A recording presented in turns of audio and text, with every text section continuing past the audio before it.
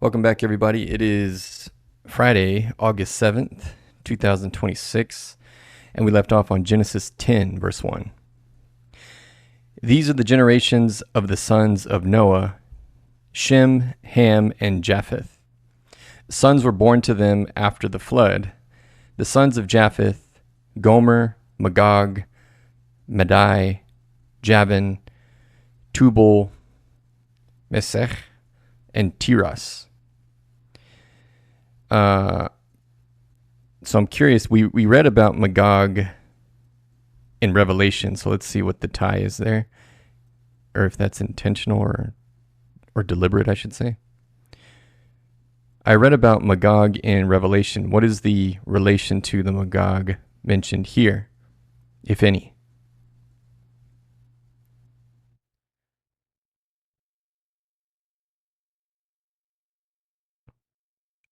Boom, boom, boom, boom. Yes, there is a direct biblical connection, but Magog develops from the name of a person/people in Genesis into a symbolic end times enemy in Revelation. In Genesis 10:2, Magog is introduced as one of the sons of Japheth, Noah's son, saying the sons of Japheth, Gomer, Magog, Madai. Oh, we just read that. Okay. This is part of the table of nations after the flood. The names often function not only as individuals, but as ancestors and eponyms of peoples or nations descended from them. Oh, I see. So those were, okay. Leaders and a people named after said leaders. So Magog begins as a descendant of Noah through Japheth, and by extension, the people associated with that name. Okay. The important bridge to Revelation is Ezekiel 38 through 39. Ezekiel describes a mysterious enemy called Gog, the land of Magog, who leads a coalition including Mesech and Tubal, interestingly also names from Genesis 10:2, against God's people. God decisively destroys this invading force and demonstrates his holiness before the nations.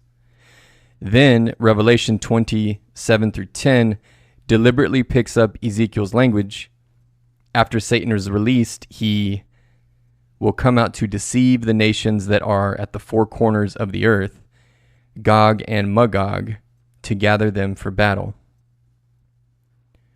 I see. So they're representative of the people that stand against God's people at the end of time, just like they did at the beginning of time.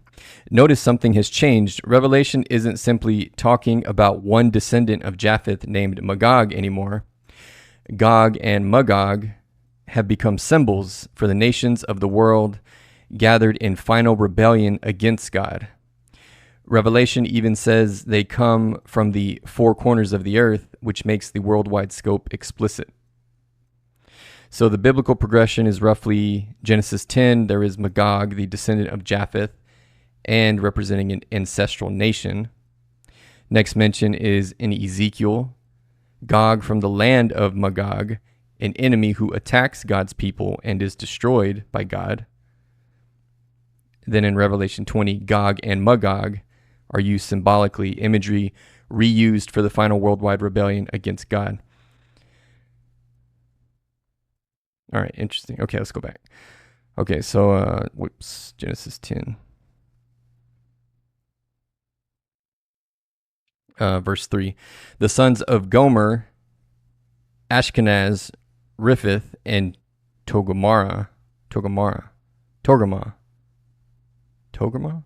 The sons of Javan, Elisha, Tarshish, Kittim, and Dodanim. From these, the coastland people spread in their lands, each with his own language, by their clans in their nations.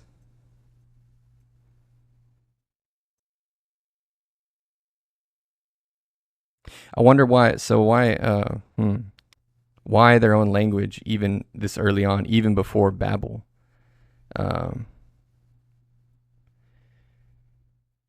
Why would these people have developed their own language even early on at this point in humanity.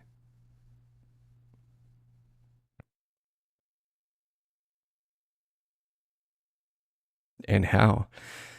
That's a really interesting detail in Genesis 10, especially because at first glance it seems to collide with what Genesis says immediately afterward, saying the whole earth had one language and the same words. Oh, okay. Yeah, that is a clash. The key is that Genesis 10 is describing the world after the nations had developed, not necessarily giving a strict chronological sequence of events, right? So we've learned that the Bible often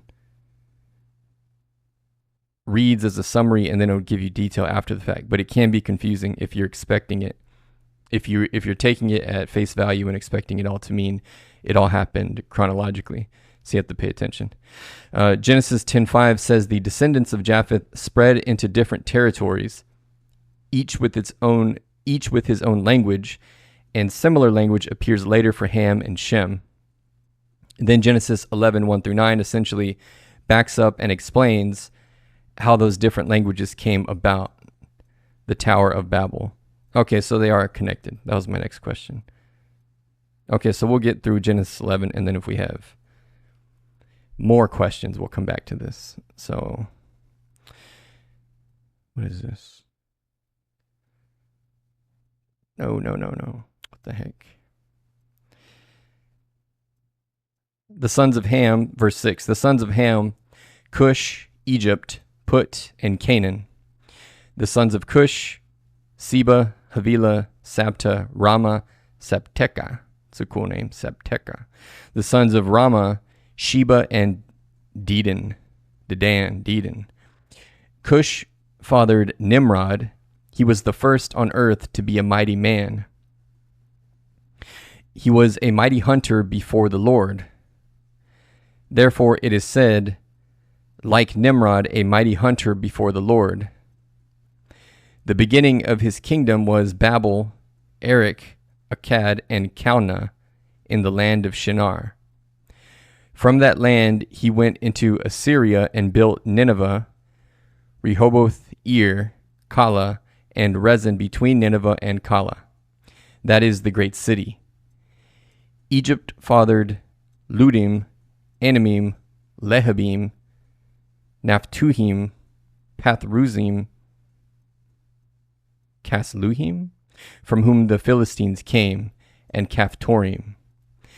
Canaan fathered Sidon, his firstborn, and Heth, and the Jebusites, the Amorites, the Girgashites, the Hivites, the Arkites, the Sinites, the Arvadites, the Zemarites, and the Hamathites.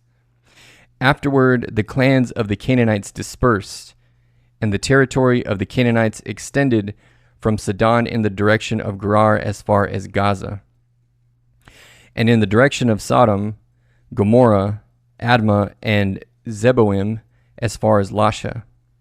These are the sons of Ham by their clans, their languages, their lands, and their nations.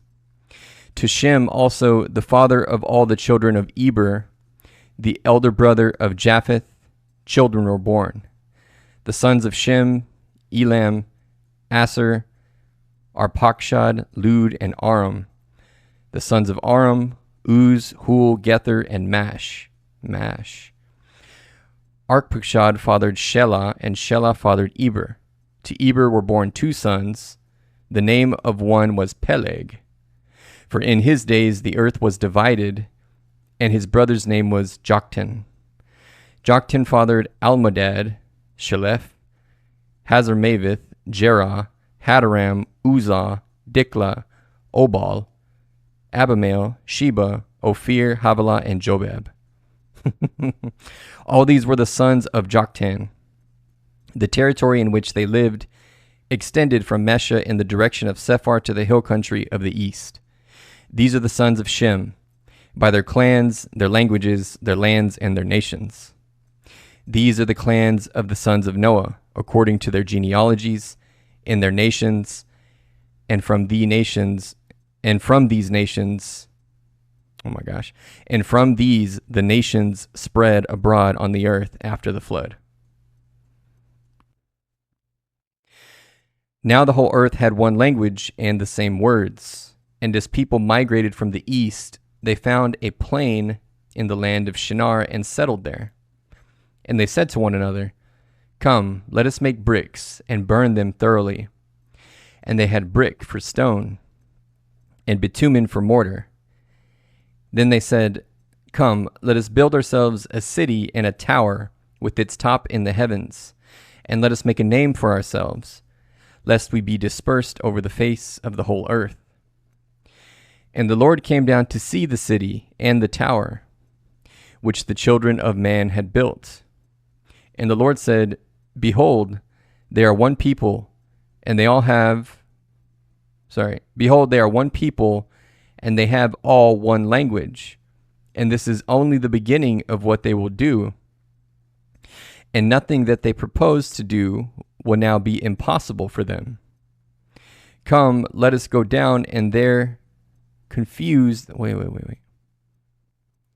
Come, let us go down and there confuse their language, so that they may not understand one another's speech." So the Lord dispersed them from there over the face of all the earth, and they left off building the city. Therefore its name was called Babel, because there the Lord confused the language of all the earth. And from there the Lord dispersed them over the face of all the earth. So it's interesting because it doesn't really.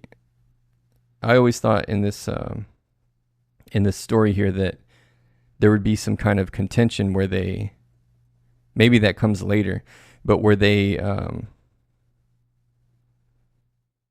don't know, started to worship themselves or become arrogant, and maybe that's implicit in what they're saying. But let's ask about that. Let's see, Genesis 11. So I have my spot, verse 9.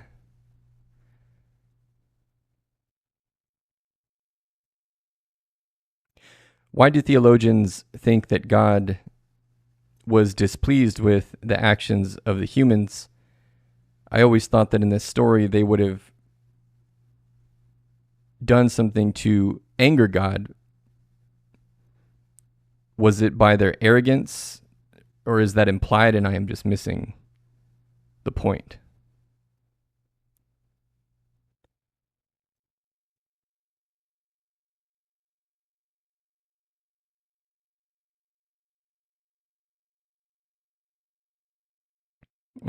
Yes, arrogance and pride is one major traditional interpretation, but there's a little more going on in Genesis 11 than they built a really tall building and God got mad.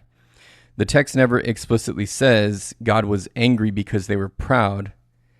The interpretation comes from several clues in the story, and especially from how the story connects to the surrounding chapters.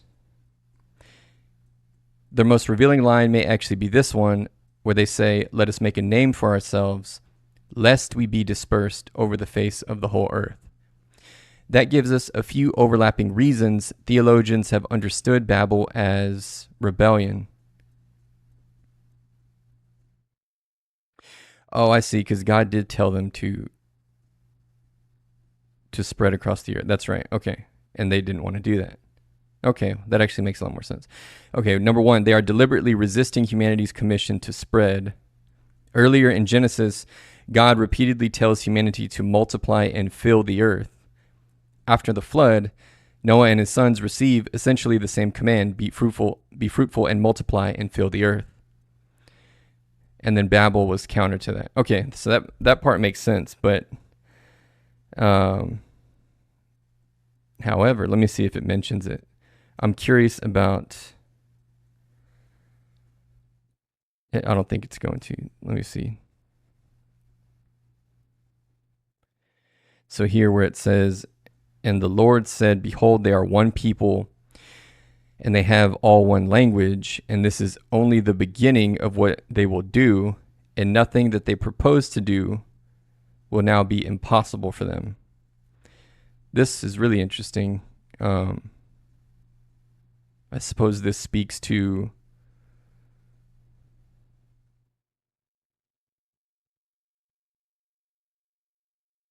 I suppose the power of, it sounds corny, but like the power of teamwork. Like if humanity wasn't so busy warring with one another, you could probably interpret that as we'd already be in space or something like that. Is a crude interpretation of this that humanity would be much further along technologically if it were not for war and corruption and greed. It seems interesting to me that God himself would say this about humanity and nothing being out of their grasp. What do the theologians say about this and what it says about the capability of humanity?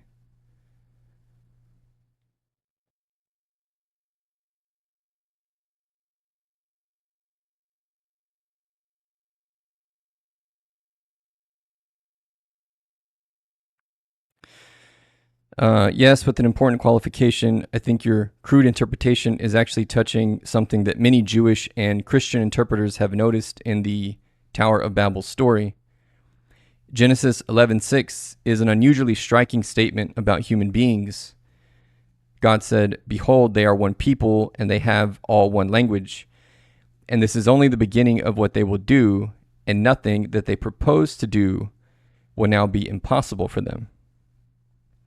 What makes it especially interesting is exactly what you noticed. This isn't humanity boasting about itself. God says it. The Hebrew is somewhat less metaphysically absolute than the English can sound. It doesn't mean human beings literally become omnipotent. Yeah, that's not how I took it. But I mean, in terms of technology development, is really what I think about. The idea is closer to nothing they plan/intend will be inaccessible or withheld from them. But even with that qualification, God's assessment of humanity's collective capability is remarkably strong, but then again, we're made in his image, so, not a big shocker. And there's a fascinating theological tension here, and he did name us to rule the earth, so there you go. Babel isn't really a story about technology being evil. A common children's Bible version is basically humans built a really tall tower because they were arrogant, so God knocked them down a peg. But the actual text is more subtle. Their technological breakthrough is explicitly mentioned. They say, "Come, let us make bricks and burn them thoroughly." That sounds mundane to us, but baked bricks plus bitumen. Bitumen. What is that? They don't have a look up. There we go. Bitumen, a black viscous mixture of hydrocarbons obtained naturally or as a residue from petroleum distillation. Oh wow, okay. So kind of like asphalt. It made large-scale urban construction possible where stone and timber were scarce. Then humans discover something even more powerful than bricks: coordination. They have shared language, shared goals, concentrated population, technological knowledge, and organized labor. And God's observation in verse 6 is essentially, look what coordinated humanity is capable of. The problem doesn't appear to be that God fears skyscrapers, of course not. The problem is what enormously capable human beings will do with concentrated power. That distinction has mattered to the theologians for a very long time. Let's look at some of these pictures. These are cool. I don't know if these are prototypes, paintings. What is this? These don't seem like real places that could be real. It doesn't seem crazy. Augustine gives you something surprisingly close to your intuition. Augustine of Hippo interpreted Babel within his larger distinction between the city of God and the human earthly city. Human civilization can accomplish extraordinary things through cooperation, political organization, invention, commerce, art, and learning.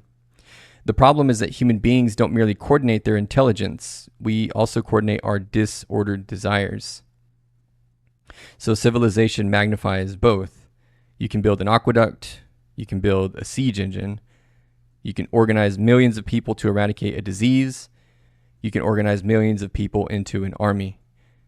Yeah, exactly. Okay. Yeah, that's really that's interesting to think about. Verse 7.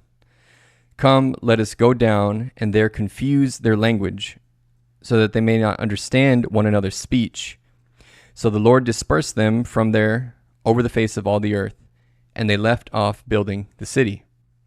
Therefore its name was called Babel, because there the Lord confused the language of all the earth, and from there the Lord dispersed them over the face of all the earth.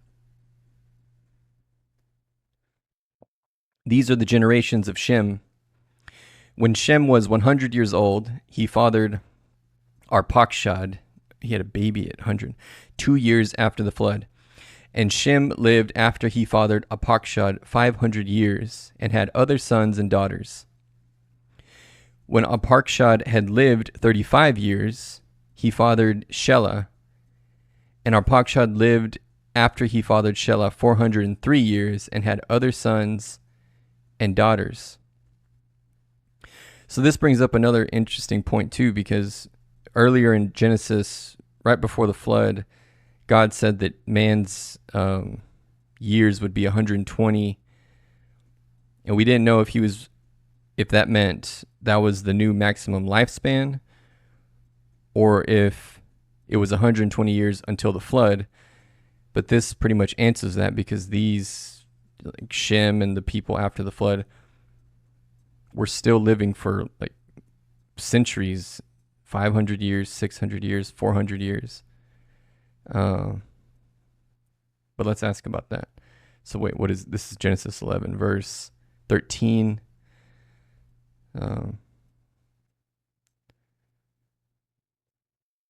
Earlier in Genesis, God mentions that humanity's years will be 120.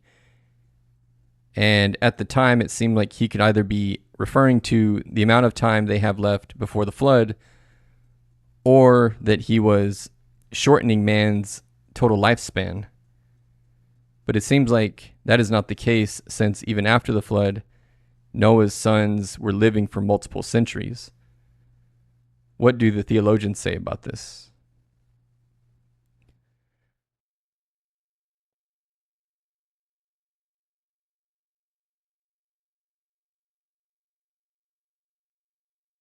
Yes, you've spotted exactly why Genesis 6:3 has generated a long-running interpretive debate. The post-flood genealogies are one of the strongest arguments against reading the 120 years as an immediate hard cap on individual human lifespan. Genesis 6:3 says, "Then the Lord said, my spirit shall not abide in man forever, for he is flesh. His days shall be 120 years." There are basically two major interpretations, plus a third that combines aspects of them. So the first interpretation, the 120 years are a countdown to the flood. On this reading, God isn't saying from now on nobody can live beyond 120. He's saying something closer to humanity has 120 years remaining before judgment comes. This fits the immediate literary context rather well. Genesis 6 moves directly from God's declaration about humanity's corruption to his determination to destroy humanity in the flood. In fact, the NET Bible actually translates the end of Genesis 6:3 as "they will remain for 120 more years." Yeah. Its translators explicitly explain that although some understand the verse as limiting human life expectancy to 120, the subsequent Genesis narrative makes that interpretation difficult. They therefore favor understanding it as the internal remaining before the flood. I suppose it could also be, though, that God was talking about subsequent generations, because the 120 years thing now obviously applies. We don't have people living multiple centuries, and so it really seems to have at some point applied.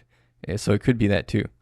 And this isn't merely a modern solution invented to get around the genealogies. It's an old interpretation. Christian interpreters such as John Calvin understood the 120 years as a period of divine patience before the coming judgment, and versions of this interpretation appear much earlier in Jewish and Christian interpretation. Your observation about Genesis 11 fits this reading. Shem lives 600 years, 100 plus 500. Arpachshad, 438. Shelah, 433. Eber, 464. And it doesn't stop there. Abraham later dies at 175, Isaac at 180, Jacob at 147, and Joseph at 110. So if Genesis 6:3 means effective immediately, the maximum biological lifespan of a human being is 120 years, Genesis itself repeatedly violates that rule. That's a serious difficulty for that interpretation, which is why it's probably not correct. The second interpretation, the 120 years establish a new human lifespan, but gradually. Yeah, this is what I think it is. There is nevertheless a significant interpretive tradition that understands Genesis 6:3 as referring to human longevity. On this reading, God isn't necessarily saying that everyone born after this declaration will instantly be incapable of exceeding 120. Rather, Genesis is announcing a divine restriction on the extraordinary longevity characteristic of primeval humanity, which subsequently takes effect over generations. Yep. Okay, so yeah, after the flood, you can see the numbers dwindle. Look at that. That's pretty interesting. Yeah. Genesis portrays longevity as collapsing over successive generations rather than falling immediately from 900 to 120. Let's see. Deuteronomy 34:7 says, Moses was 120 years old when he died. His eye was undimmed and his vigor unabated. What does that mean? That's interesting. His vigor unabated. Meaning like he was still spry up until the day he died. Unabated, without any reduction in intensity or strength. Yeah, okay. So he, was 120 years old when he died. His eye was undimmed and his vigor unabated. Which obviously isn't how it works now for us. By the time we hit 120, we've obviously lost a step, or 5 or 10, if we even get there. I think the average lifespan now is into the high 60s or low 70s. So some interpreters see Genesis 6:3 as announcing the eventual normalization of human life around 120 years. And then interpretation 3 would be that it carries both of those ideas. So we won't go through that whole shabibbity. Okay. Well, that was interesting. What verse was that? Shoot. That was verse 13, Genesis 11:13.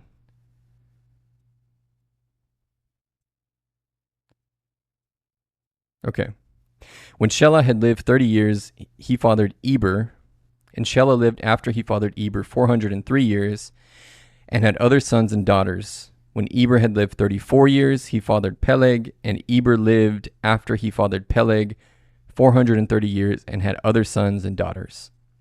When Peleg had lived 30 years, he fathered Reu, and Peleg lived after he fathered Reu 209 years and had other sons and daughters. When Reu had lived 32 years, he fathered Serug, and Reu lived after he fathered Serug 207 years and had other sons and daughters. When Serug had lived 30 years, he fathered Nahor, and Serug lived after he fathered Nahor 200 years and had other sons and daughters. When Nahor had lived 29 years, he fathered Terah, and Nahor lived after he fathered Terah 119 years and had other sons and daughters. When Terah had lived 70 years, he fathered Abram, Nahor, and Haran. Now these are the generations of Terah. Terah fathered Abram, Nahor, and Haran fathered Lot. Haran died in the presence of his father Terah in the land of his kindred, in Ur of the Chaldeans. And Abram and Nahor took wives. The name of Abram's wife was Sarai, and the name of Nahor's wife, Milcah, the daughter of Haran, the father of Milcah and Iscah. Now Sarai was barren, she had no child. Terah took Abram his son, and Lot the son of Haran his grandson, and Sarai his daughter-in-law, his son Abram's wife, and they went forth together from Ur of the Chaldeans to go into the land of Canaan. But when they came to Haran, they settled there. The days of Terah were 205 years, and Terah died in Haran. Genesis 12, verse 1. Now the Lord said to Abram, "Go from your country and your kindred and your father's house to the land that I will show you. And I will make of you a great nation, and I will bless you and make your name great, so that you will be a blessing. I will bless those who bless you, and him who dishonors you I will curse. And in you all the families of the earth shall be blessed." So Abram went, as the Lord had told him, and Lot went with him. Abram was 75 years old when he departed from Haran. And Abram took Sarai his wife, and Lot his brother's son, and all their possessions that they had gathered, and the people that they had acquired in Haran, and they set out to go to the land of Canaan. When they came to the land of Canaan, Abram passed through the land to the place at Shechem, to the oak of Moreh. At that time the Canaanites were in the land. Then the Lord appeared to Abram and said, "To your offspring I will give this land." So he built there an altar to the Lord, who had appeared to him. From there he moved to the hill country on the east of Bethel and pitched his tent. With Bethel on the west and Ai on the east, there he built an altar to the Lord and called upon the name of the Lord. And Abram journeyed on, still going toward the Negeb. The Negeb. I guess it's a place. Now there was a famine in the land. So Abram went down to Egypt to sojourn there, for the famine was severe in the land. When he was about to enter Egypt, he said to Sarai his wife, "I know that you are a woman beautiful in appearance, and when the Egyptians see you, they will say, 'This is his wife.' Then they will kill me, but they will let you live. Say you are my sister, that it may go well with me because of you, and that my life may be spared for your sake." When Abram entered Egypt, the Egyptians saw that the woman was very beautiful. And when the princes of Pharaoh saw her, they praised her to Pharaoh. And the woman was taken into Pharaoh's house. And for her sake he dealt well with Abram. And he had sheep, oxen, male donkeys, male servants, female donkeys, and camels. But the Lord afflicted Pharaoh and his house with great plagues because of Sarai, Abram's wife. So Pharaoh called Abram and said, "What is this ye have done to me? Why did you not tell me that she was your wife? Why did you say, 'She is my sister,' so that I took her for my wife? Now then, here is your wife. Take her and go." And Pharaoh gave men orders concerning him, and they sent him away with his wife and all that he had. So this is interesting. This is, I guess, you could almost say this was God's plan to, although it seems a bit, who am I to judge? But this seems like God's plan to give Abram all the blessings that he talked about. But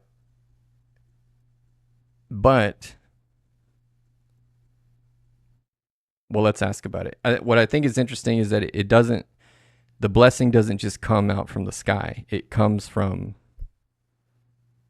the earth. Like, it wasn't just like quote unquote magic, for lack of a better term. Actually, let me grab a snippet there so we can. It also doesn't say how he found out, but I don't think that's ultra important. Let me see. Let me just grab this. Bam, bam, bam.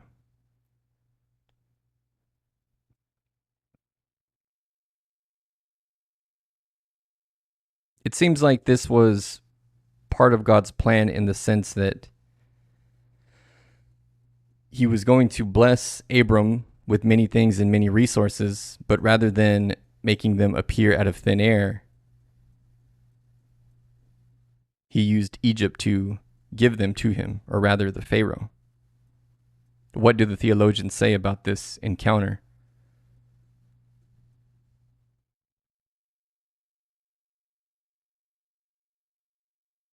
And more specifically, the fact that there is deception involved in the plan. I think that's also kind of interesting.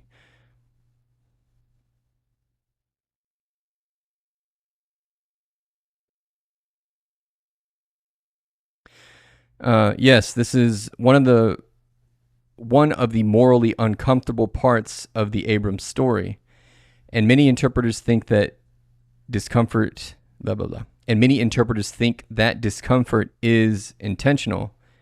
The text does not actually say that Abram's deception was God's plan or that God approved it.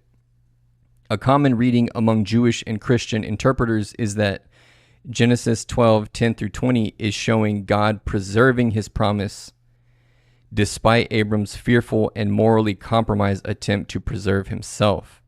Okay, yeah. That seems more likely. That distinction matters enormously. Yes, it does. Forgive me, Lord. Earlier, God had just promised Abram, I will make of you a great nation, and I will bless you and make your name great.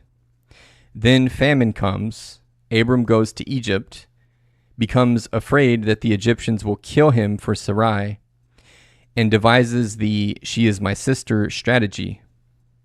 He consequently receives sheep, cattle, donkeys, servants, and camels because of Sarai. So your observation is exactly where the theological tension lies. Abram really does emerge from Egypt with substantial wealth. But does that mean God intended the deception as the mechanism of blessing? Most theologians would hesitate to make that move. The striking thing is that God never tells Abram to do any of this. That's true, he doesn't. There is no, and the Lord said to Abram, go down to Egypt and lie. And there is certainly no divine instruction to deceive Pharaoh. Instead, Abram reasons internally, I know that you are a woman beautiful in appearance, and when the Egyptians see you, they will say, this is his wife, then they will kill me. His motivation is explicitly fear and self-preservation. And there is a fascinating irony in the story. God has just promised, essentially, I will protect you, bless you, and make a nation from you. Yet almost immediately, Abram encounters danger and starts engineering his own survival. In other words, Genesis may be asking, will Abram trust the promise, or will he manufacture his own security? And at this point, he doesn't do especially well.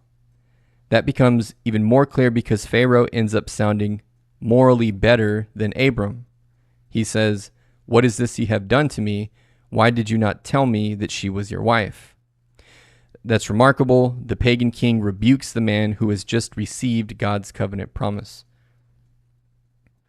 Early Christian interpreters noticed this difficulty.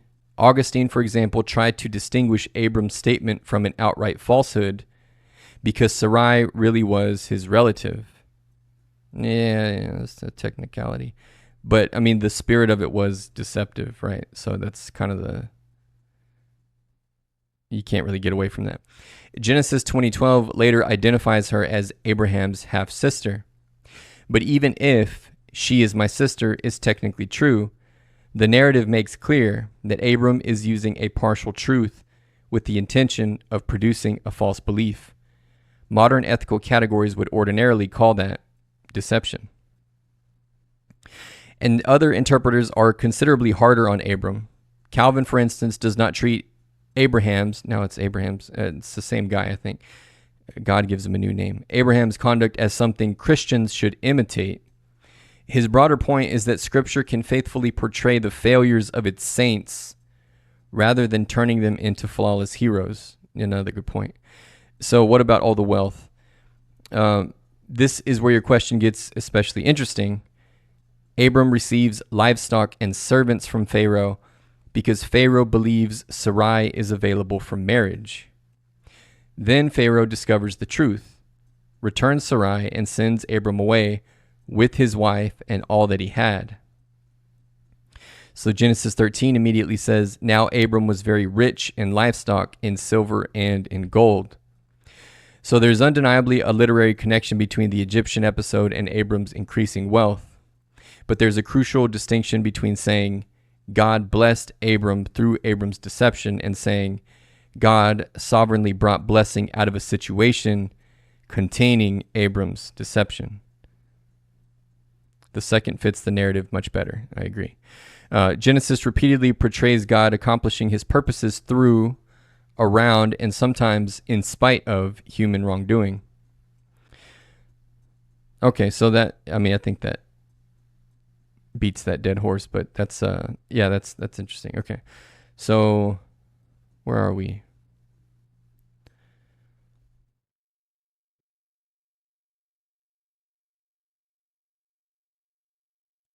Dang it.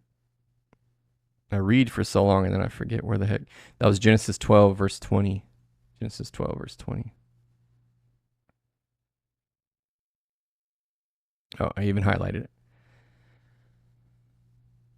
Okay, so I guess that's a good stopping point then. So that brings us to the end of Genesis 12. Tomorrow we'll start on Genesis 13, verse 1. Thanks for tuning in. Don't forget to drop a sub, share it with a friend. God bless you guys, and good night.